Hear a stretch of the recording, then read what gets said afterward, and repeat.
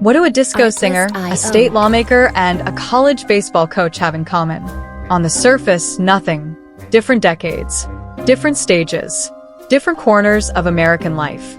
One stood under stadium lights in a police uniform, singing songs that would outlive him by generations. One sat in a quiet legislative chamber in Minnesota, fighting battles that never made the evening news. And one stood on a dusty infield in Louisiana, shaping young men long after the scoreboard stopped mattering. But when you look closer, a pattern begins to emerge. Three Americans, three very different paths. One shared thread, the quiet, stubborn belief that their work could outlast them. This is the story of Victor Willis, Karen Clark, and Roger Cador. Three lives that ended within a short time of one another, and three legacies that are only just beginning to be understood. If stories like these move you, stories about the lives people build and the marks they leave behind, consider subscribing to Legend Legacy. We tell these stories so they're never forgotten. Let's start where the music began.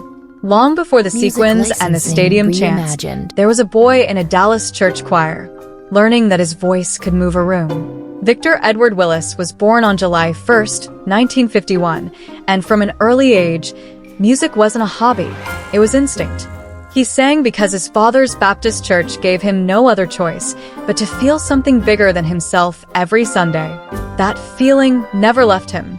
As a young man, Willis chased it all the way to New York, where he found himself acting and dancing with the respected Negro Ensemble Company, and eventually standing on a Broadway stage in the original production of The Wiz. It was a remarkable achievement on its own. For most performers, it would have been the high point of a career. For Victor Willis, it was only the beginning. In 1977, a French producer named Jacques Morali approached him with an idea that, on paper, sounded almost absurd. A group of larger-than-life characters, each one an exaggerated symbol of American identity, brought together to make people dance. Willis didn't just join that idea. He gave it a voice, literally. As the lead singer of Village People, dressed as a police officer, Willis co-wrote and performed some of the most recognizable songs in American pop history: YMCA, Macho Man, In the Navy, Go West. These weren't just hits. They became part of the American soundtrack, played at weddings, ball games, birthday parties, and celebrations for nearly 50 years. But here's what most people never saw. Behind the costumes and the chart success, Willis was fighting for something far less glamorous: the right to be recognized for what he had created. Twice during the 1980s, he walked away from the group entirely, unwilling to give up creative control of the music he had helped build from nothing. What followed was a long, difficult legal battle over songwriting rights, the kind of fight that rarely makes headlines, but often defines a career.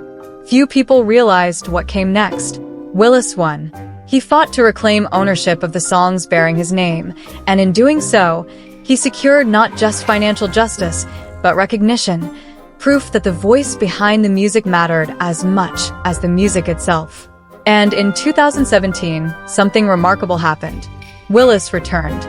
He rejoined Village People, stepping back into the spotlight for international tours and new recordings, closing a circle that had opened 4 decades earlier. Right up until his passing on June 30th, just one day before what would have been his 75th birthday, he was still creating, still performing, still giving audiences that same unmistakable voice from the church choir in Dallas. In recent years, YMCA found itself at the center of political conversations, used at rallies and public events far removed from the disco floor where it was born. Willis didn't shy away from those conversations. Over time, his views softened, and he came to embrace what the song had always meant to him at its core: not politics, not division, but unity. A reminder that joy, when it's genuine, belongs to everyone. Victor Willis didn't just leave behind songs. He left behind a soundtrack for connection, one that will keep playing at celebrations long after everyone who remembers him personally is gone. But not every legacy is built on a stage. Some are built quietly, session by session, bill by bill, in rooms where no one is watching. Karen Clark never sought a spotlight. She built something arguably harder to build: trust, one relationship at a time, over nearly 4 decades of public service. Her path started not in politics, but in care.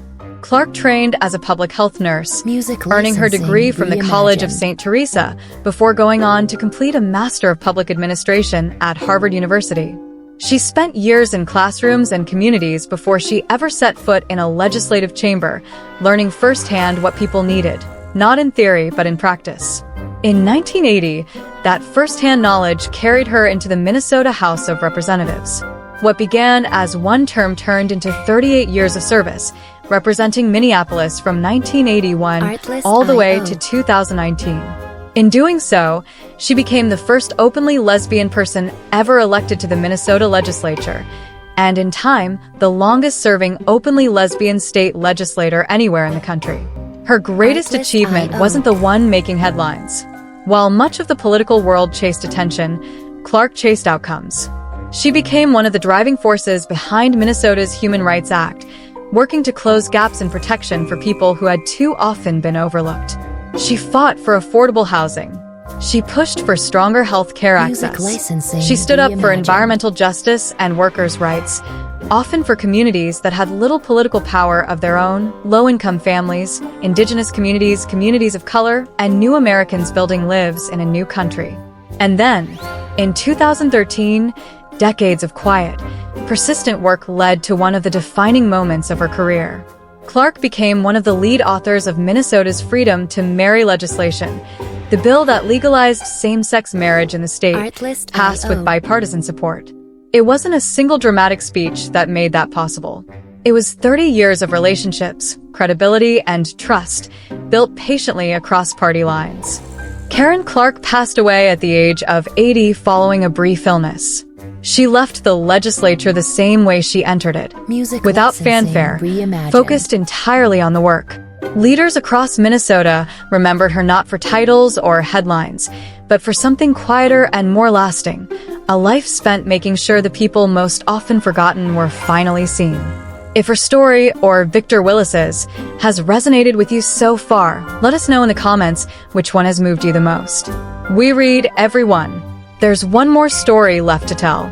And it takes us from the halls of government to a baseball diamond in Louisiana, where a coach was about to prove that winning was never really the point. In 1984, Roger Cador took over a Southern University baseball program that had very little going for it, limited resources, limited recognition, and even less expectation.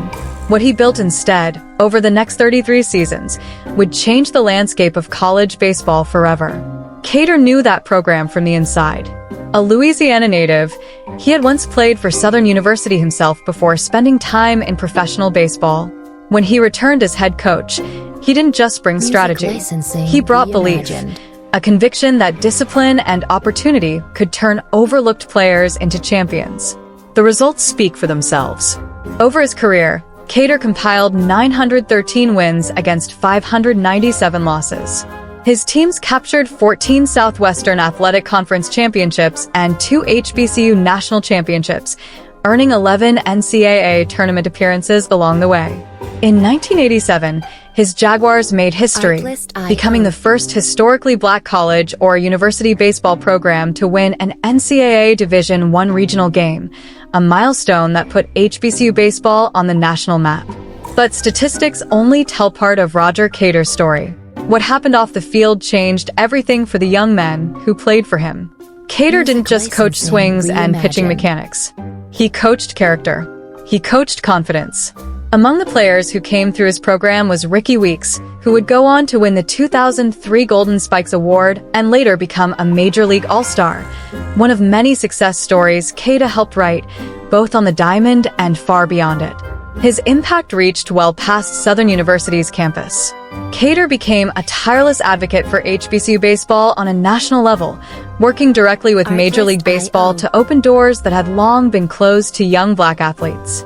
He helped build platforms and events that gave HBCU programs and the players inside them a chance to be seen by scouts, universities, and a sport that hadn't always made room for them. Roger Cador's contributions earned him induction into the American Baseball Coaches Association Hall of Fame, the Louisiana Sports Hall of Fame, the Southwestern Athletic Conference Hall of Fame, and the College Baseball Hall of Fame. Southern University later named its baseball field house in his honor, a permanent marker on the campus he transformed. Roger Cador passed away at the age of 74. In the days that followed, tribute after tribute came in from former players, coaches, and university leaders, people who didn't remember him primarily as a man with a winning record, but as a mentor, a father figure, someone who had seen potential in them before they saw it in themselves. 3 lives, 3 very different worlds. A singer who gave a generation its soundtrack, a lawmaker who gave the overlooked a voice, a coach who gave young athletes a future they didn't know was possible. None of them set out to be remembered.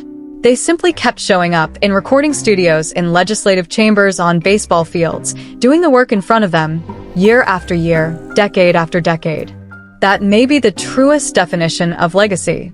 Not a single dramatic moment, but thousands of small, consistent ones added together over a lifetime. Victor Willis gave the world songs that will keep playing at celebrations for generations to come. Clark gave a state and a country a blueprint for what patient, principled public service can accomplish.